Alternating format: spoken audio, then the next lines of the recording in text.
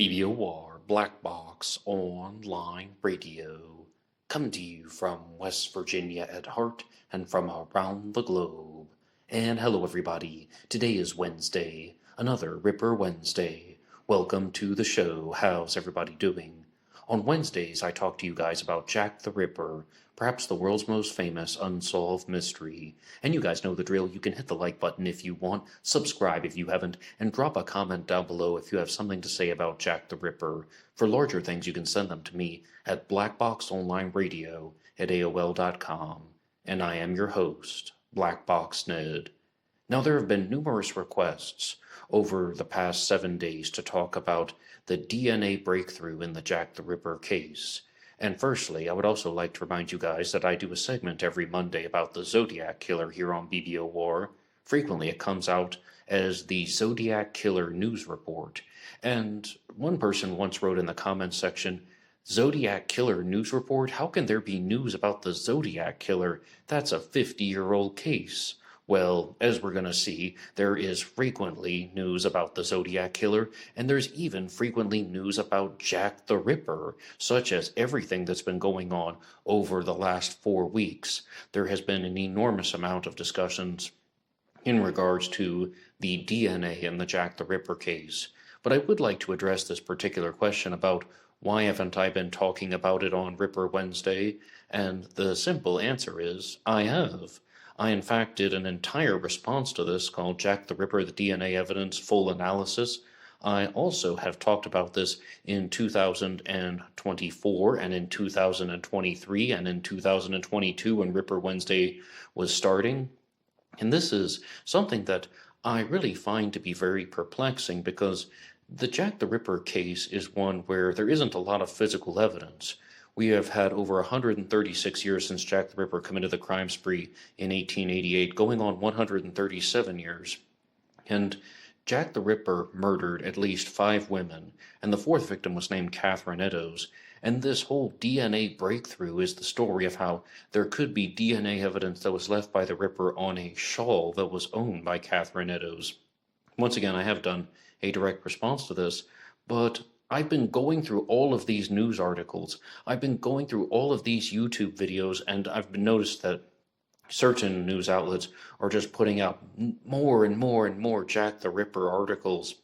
For example, you might find 5 or 6 articles from the same news source, 5 or 6 videos from the same news source, just covering different aspects of the Jack the Ripper case. And I'm just not seeing anything new. And I will share one possible angle of this case that can be somewhat new to the story, but really all of this stuff are things that I encountered back in 2014, and as we're going to see, even years before that, this story was in the news about the DNA. I'm going to play 2 clips for you, and one of them is from Good Morning Australia, which I think is really the agency that broke the story, or the network and show that broke the story. And there was the first video that was going somewhat viral talking about the Jack the Ripper case. And the second one will be from News Nation. And News Nation would be a very clear example of a news bureau that is just covering every single aspect of the Jack the Ripper case. And my immediate impression of it is that they aren't doing this because they care. They aren't doing this because they think that the Jack the Ripper story is important. They're doing this for viewership because they think it is popular rather than important. But they did have an interview with a DNA expert, and he is going to give his response to everything involved with the Jack the Ripper DNA. Well, for more, we are joined by the historian who made the bombshell discovery, Russell Edwards in London. Russell, good evening to you. Tell us about the match. Who is this person behind the infamous name? Good evening. Thank you for having me. So the name of the murderer, which has always been known, the name is Aaron Kosminski. Oh. He was a Polish immigrant Jew that came over to Whitechapel in 1881 with his brother. And he was 23 at the age of the murders. Okay, let's talk about... the picture showing there, he's 16. That's when he came over. Okay, what else do we know about that fella? Okay, so he was suffering with schizophrenia. that we know. We know when he was admitted into the asylum, Coley Hatch, that his occupation was hairdresser or barber surgeon. So in those days, you had anatomical knowledge, which when you know the case, you know that the murderer must have had anatomical knowledge to commit the crimes that he did. Now, in 1891, there was a document called the McNaughton Memorandum, and in there, it actually says that Kosminski had strong homicidal tendencies, that he was a strong suspect, and he was prone to solitary vices and auditory hallucinations, which all point to schizophrenia. Oh, that's very creepy. Tell me, how did you come about finding this shawl? Okay, so it was in March 2007. So now we're looking at 18 years ago. It was my mum that called me because it was all over the press that there was a shawl for sale that was purported to be taken from the fourth murder scene, that of Catherine Eddowes. And that's how I was introduced to the shawl. Wow, it's extraordinary to think. One of Aaron's living relatives, we're told, was involved in helping crack the case. How did that all unfold? Okay, so yes, so it is his oldest brother's great-great-great-granddaughter. She helped a lot with the case, but actually it was the descendants of the fourth murder victim, Catherine Eddowes.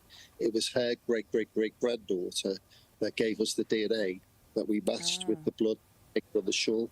So as you're showing that picture, I'm here now at that actual murder scene right now. So right behind me. I thought it's 100% match. I mean, my sort of red flags went off, but I thought, wow, this is really amazing. I wanted to also get granular and figure out just what they had found. You know, what kind of DNA had they used? What did they find? Where did they find it? What was the connection? And so, you know, after your call earlier, I decided to really take a look at this and see what was going on in the case. Okay, so give me your summary. What'd you find out? And then did you change how you felt about this miraculous news? Yeah, I mean, not to blow the punchline, but yes. So the DNA used here is what's called mitochondrial DNA. It's a much smaller strand than the regular nuclear DNA we use to identify people. And as such, just right off the bat, it doesn't have the kind of power to identify someone individually that nuclear DNA has, or cellular DNA. This is DNA from a small organelle that's inside the cell, and the DNA strand is much, much smaller. We have the second problem of the fact that this DNA is degraded over years, right? DNA degrades in the environment when it interacts with oxygen, sunlight, heat. And so the strands of DNA that were measured in this particular case, they'd never been measured before in this manner. So they were very small strands, about 100 base pairs, compared to millions and millions and millions of base pairs normally. And so hundreds of base pairs long. And having not ever been compared before, there's no real statistical analysis on how rare they are, how much they occur in everyone's mitochondrial DNA, or everyone in that area, in England and London. And so finding a few matches on a few of these sites, and in fact, in this particular case, 7 out of 9 sites, gives you some information, but it's not nearly enough information to say with any kind of certainty that this is the man that is Jack the Ripper. And one more time, that was from Good Morning Australia and News Nation. And thank you so much for listening to those clips. And I invite everyone to go watch the original source material. And I think that this is a very big intersection and division that we are seeing with the Jack the Ripper story, because it goes to show that from time to time they just take old news and they recycle it as new news. Now, somebody might be claiming that there is a 100% DNA match between Jack the Ripper and a suspect named Aaron Kosminski, but Russell Edwards has been claiming that for a very long time, or at the very least, he stated that there was a DNA match between Aaron Kosminski and this DNA that was found on the shoal. However, as you heard from News Nation very clearly, this is just the same stuff that we knew in 2014, a mitochondrial DNA match that is uncertain, yet this has convinced some people, and one of them is FBI profiler John Douglas, who even released a statement saying that the Jack the Ripper case has been solved. This is from John Douglas directly. I just learned from a Facebook friend that they just identified Jack the Ripper via DNA. In 1988, I was invited to Hollywood, California for the 100-year anniversary of the unsolved Jack the Ripper case. The late FBI agent and profiler Roy Hazelwood and I were basically locked up with so-called ripperologists, if there is such a word. There were many whodunit theories over the years, but there was one individual that stood out to me, and I presented my findings to ripperologists, and later on a 2-hour TV special where my most probable suspect was presented. I also co-wrote about my analysis in the book The Cases That Haunt Us, and I stated that Aaron Kosminski was either the killer or his personality and characteristics fit someone else just like him. The actual TV special is on YouTube and is hosted by the late and great actor Peter Ustinov. And after all these years and many suspects, DNA identified Aaron Kosminski as Jack the Ripper. Once in a while, you get it right. And he's even sharing the video from Good Morning Australia, Jack the Ripper identified after DNA breakthrough. And I mean, I'm really surprised that John Douglas, the famed FBI profiler, would go to this level. And I also noticed that there was a response that was actually made by Ryan Burns of the D.B. Cooper Sleuth channel, weighing in on a Jack the Ripper episode. And he states right here, criminal defense attorney here, Your Honor, Miss Eddowes was a prostitute. My client's DNA being found on an article of her clothing is not indicative that he murdered her. And that's the way that a lawyer would perhaps think. And yes, Ryan Burns is indeed a real practicing attorney. But I also just want to point out that I think the media took this story and they ran wild. I'm not the DNA expert here. I'm not the lawyer here. I'm not the famed FBI criminal profiler here. Instead, I'm somebody who has gone through the true crime news for around 8 years here on Black Box Online Radio, and after a certain amount of time, you can tell when the findings are genuine or when they are just drumming up a bunch of noise to try and get you to watch their programs. And they're trying to use things that aren't exactly clickbait. I mean, you perhaps could say that they're using certain facts, but they're also leaving certain facts out. It's what some people call fake news by omission. And I know that some people don't want to hear this. I know that some people don't want to admit that the case has not been solved or that it wasn't Aaron Kosminski. But in all seriousness, I do not believe that the Jack the Ripper case has been solved. But one thing that would convince me very easily is if the contents of this academic paper have been shared, or the contents of these new findings or some type of new methods that were being used by Russell Edwards, and as well as the science team that he works with, if this has all been shared to the public, and then if this is all just evaluated at a new inquest, and they say that yes, indeed, Aaron Kosminski was Jack the Ripper, I would accept the result. Absolutely, I would accept the result. There would be no reason to deny it. And I told you that there was one aspect of the story that might count as a new piece of news, and that would be Russell Edwards getting closer to a new inquest, getting Scotland Yard to evaluate these findings.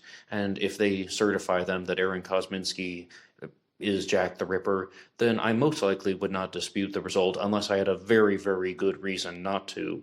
And one of the news sources out there was even saying that the reason why this story has caught on like wildfire with the media is because this is the first time that an academic paper has evaluated Russell Edwards' DNA findings. Yes, he put out the book Naming Jack the Ripper in 2014, but this is the first time that it has been published in an academic paper for peer review. And, well, is that really true? Let's go over to a website called sequencing.com to see what they say about that claim. DNA analysis provides evidence that Jack the Ripper's true identity was Aaron Kosminski. At the time of the killings, Mr. Kosminski was a 23-year-old barber living in Hastings, London. He was also a prime suspect in the killings during the initial investigation in 1888, and also by forensic investigators throughout history. DNA, forensics, and how they can solve the case. The new genetic analysis of Jack the Ripper's DNA was performed by Dr. Yari Luhelanian and Dr. David Miller, scientists at the University of Leeds in the United Kingdom, and was published in the Journal of Forensic Sciences in March of 2019. So absolutely, this was not the first time that this stuff has been published in an academic paper, so I don't know where that source was getting their info. And as I said very clearly, I mean, you might be able to find find, things that are just going to be throwing around information that is not verifiable. But there was a particular article that did stand out to me and that I liked a little bit more than the others, and that was from science.org. And I do mean that. I do mean that with all sincerity. I was reading through these things just looking for something new. Yes, I can get the part about the new inquest, but I was just like, where is the new breakthrough? Where is this new examination that is going to state that there is some type of 100% DNA match? And the article that I like, though, is from science.org, and it says, does a new genetic analysis finally reveal the identity of Jack the Ripper? Scientists claim it's the best evidence, but critics are skeptical. Well, I don't know if I count as a critic. I'm just the host of Black Box Online Radio, but I am absolutely going to be skeptical when someone is talking about the DNA evidence in the Jack the Ripper case and saying there's a 100% match, even though this happens before the inquest that they say they need to verify their findings. What? You're throwing out unverified findings and you're saying that there's a 100% match? If somebody is actually doing that, they better have a very good reason. Let's have a read it from science.org. Forensic scientists say that they have finally fingered the identity of Jack the Ripper, the notorious serial killer who terrorized the streets of London more than a century ago. Genetic tests published this week point to Aaron Kosminski, a 23-year-old Polish barber and a prime police suspect at the time. But critics say the evidence isn't strong enough to declare this case closed. The results came from a forensic examination of a stained silk shawl that investigators said was found next to the mutilated body of Catherine Eddowes, the killer's fourth victim in 1888. The shawl is speckled with what is claimed to be blood and semen, the latter believed to be from the killer. 4 other women in London were also murdered in a 3-month spree, and the culprit has never been confirmed.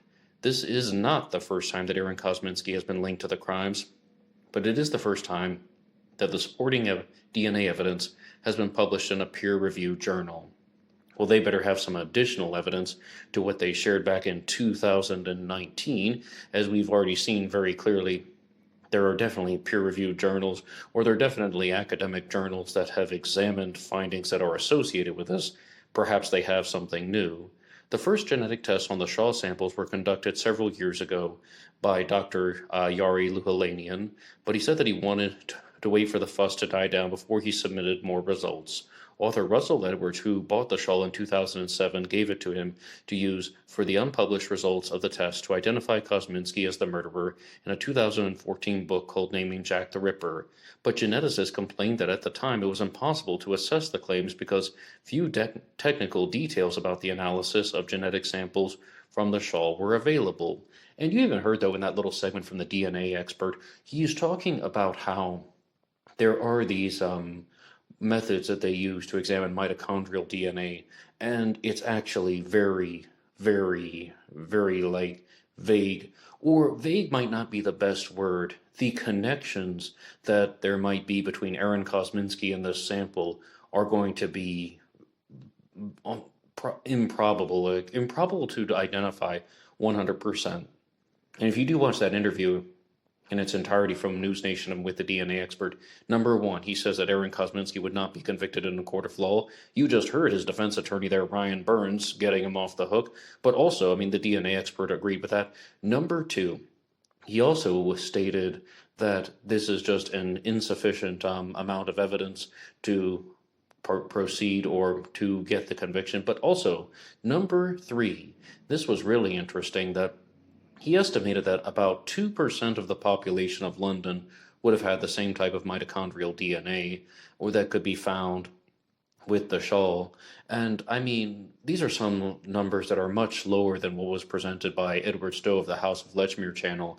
I was using his figures in the most recent DNA episode that I did on Jack the Ripper, and he said about 1 in 200,000 people, he said 200,000 people, more than the population of London, might have had the same mitochondrial DNA, and it might actually be a much smaller percentage, but we're still going to be dealing with tens of thousands of people, or at the very least, I think it's going to be that tens of thousands of people instead of hundreds of thousands of people are sharing these mitochondrial DNA samples.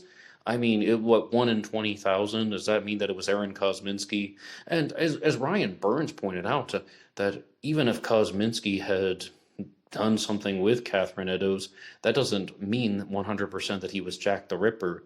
I think that perhaps the general public might accept that, but for all intents and purposes, that possibility might exist. The new paper lays out a point in what Lou Helanian and his colleague David Miller call a reproduction and a sperm expert at the University of Leeds in the United Kingdom say is the most systematic and most advanced genetic analysis to date regarding the Jack the Ripper murders. Well, okay, that's very easy to listen to the people who are promoting this theory, saying that, yes, this is the best that we've ever done. This is the best evidence that exists. When you're promoting that theory, like say, for example, if Russell Edwards happens to agree with his own theory, would you be surprised? Or if I'm going to go out and say that there's a different Jack the Ripper suspect out there, maybe I think that Jack the Ripper was Dr. Francis Tumblety. I don't, by the way, this is just an example. And I'm going to be like, yes, this is the best evidence that exists in the Jack the Ripper case, and it points toward Dr. Francis Tumblety. Yeah, you're going to say that when you're trying to further your own case. The test compared fragments of mitochondrial DNA, the portion of DNA inherited only from one's mother, and retrieved from the shawl, and the samples were taken from living descendants of both Catherine Eddowes and Aaron Kosminski. And this is some stuff that I think that it's just old news, but this analysis also suggests that the killer had brown hair and brown eyes, which agrees with the evidence from eyewitnesses. These characteristics are surely not unique, the authors admit in the paper. Well, you know what? Brown hair and brown eyes. Brown hair and brown eyes. I mean, I have brown hair and brown eyes. At least I did before my hair faded away, and I always wear a cap now.